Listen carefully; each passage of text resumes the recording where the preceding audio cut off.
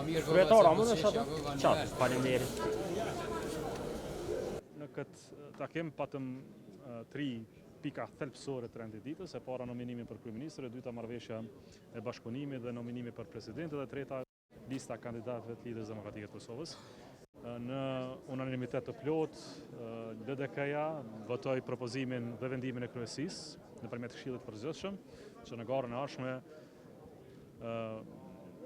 Vjosa Osmani të jetë kandidati për presidente, unë të jem kandidat për kryeministër, dhe të kemi me veti gjithsej 110 kandidat për deputet, që propozohen nga degat e LDK-s dhe vetëm. Dhe në këtë drejtim të ofrojmë një platformë zhvillimore të brendshme, integruese jashtë, që i kthen dinjitetin politikës kosovare dhe përfaqësimit të Republikës Kosovës.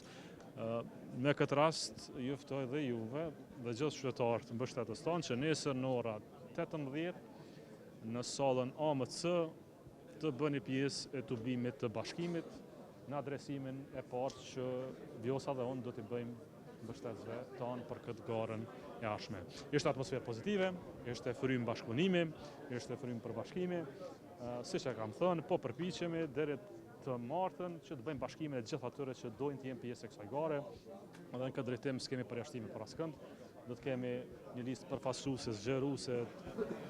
Pra është një momentum historik për LDK, këtë du ta kuptoni. Dhe po përpiqem dhe unë që në këtë momentum t'i afrojmë të gjithë, pavarësisht dallimeve që mund të kemi një shtëpi të madhe, kemi një qëllim shumë të përbashkët, kemi një momentum historik që s'na vjen shpesh, dhe besoj që do t'ja dalim me sukses.